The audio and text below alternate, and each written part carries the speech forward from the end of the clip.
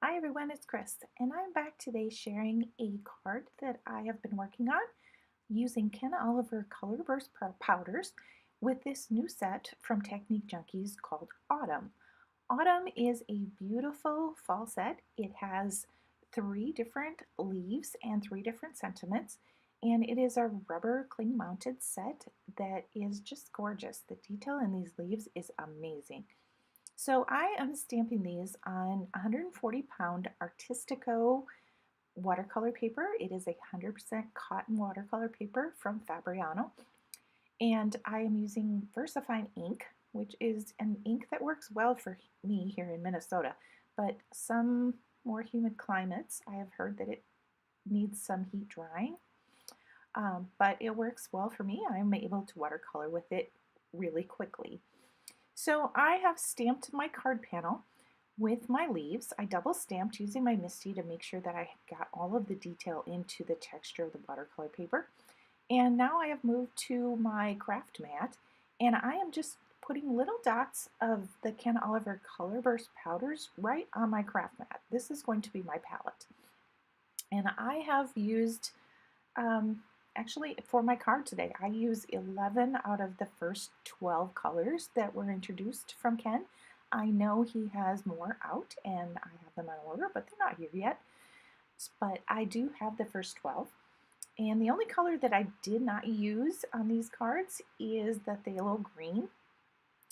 And what I'm doing here, my technique, if you want to call it that, is just wetting the paper with my water and my brush, and then I'm just picking up little tiny bits of the powder on the tip of my brush and bringing it right to the wet paper.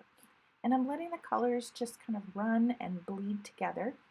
I do have some control here with my brush. I can add more water and kind of push the color a little bit. I'm working it kind of into the edges of the images just to make sure I am covering around the edges of the leaves nice and closely, and just dragging and pushing and pulling that color wherever I want. I'm not overthinking the color patterns.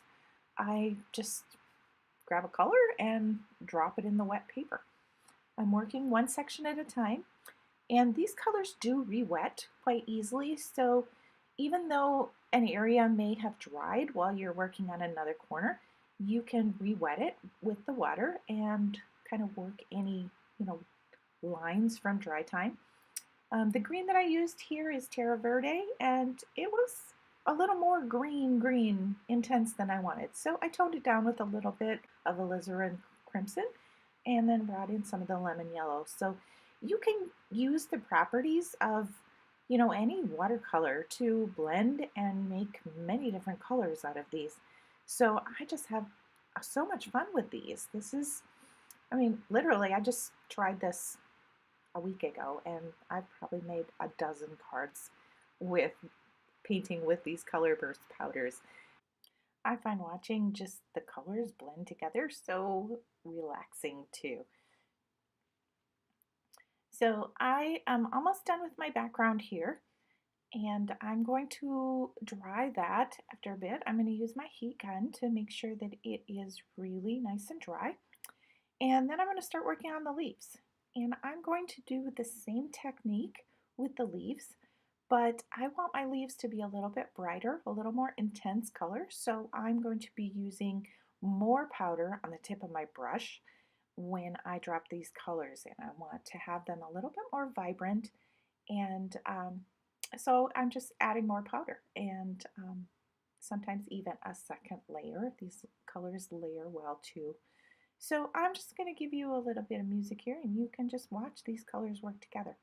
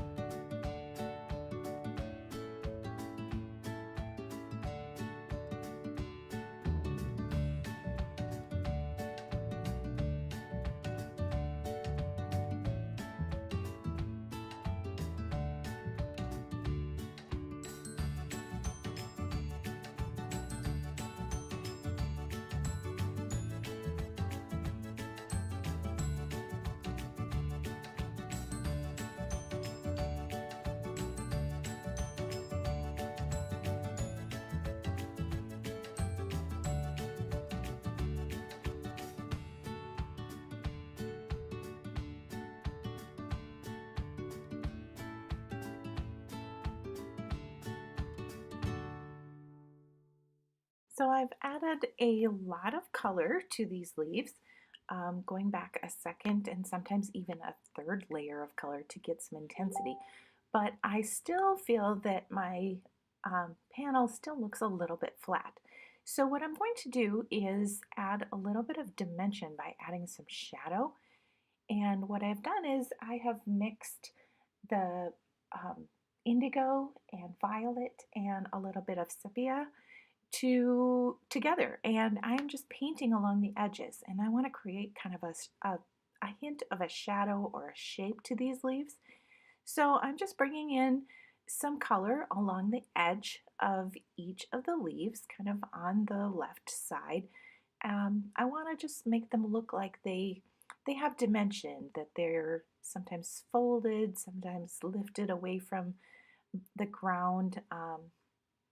Just trying to add a little bit of 3D look to them.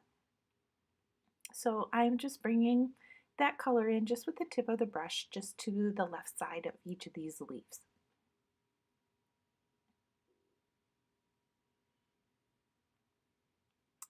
But now that I am letting this dry, I'm realizing that it's a little bit sharper than of a look than I wanted. So I'm going to soften that up by adding a little bit of water and just pulling that color away, just to get rid of that harsh line of the shadow.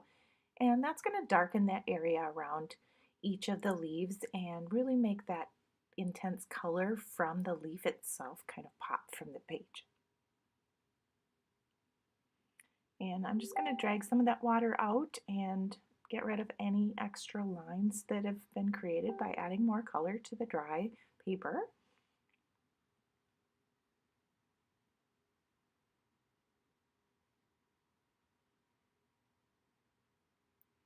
It's kind of one of those catch-22 things. When I change my mind and find more things to do, I always create a lot of extra work. But I do like this look. It kind of really makes them pop from the page.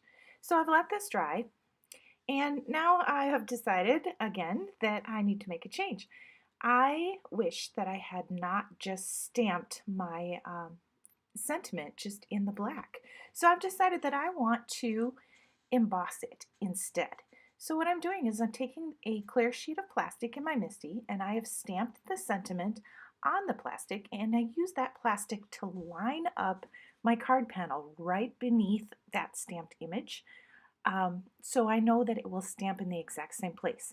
So now I have stamped in Versamark. I stamped it twice to get it nice and thick and make sure that I have all of those little holes and divots of the texture of the watercolor paper covered with the Versamark ink. And I'm going to heat emboss this. I'm using the Copper Pearl embossing powder from Wow. And by using that plastic to line up exactly the right position, I was able to emboss right over the top of my black onyx VersaFine ink that I stamped first. But now I see that I have a little, I don't know if it was just a piece of lint that was on my stamp, but I do have an area where I have embossing powder where I really don't want it. So I'm going to fix that. And I'm using a dental tool, and I scraped off some of the melted plastic and then used my Tombow sand eraser and just erased whatever was left behind. So I have cured my little over embossing, and now I'm going to assemble my card. I'm gluing that down with a liquid adhesive from Brutus Monroe. And there is my finished card, and here's the one that I did last week. So thanks for watching, everyone. Have a great day.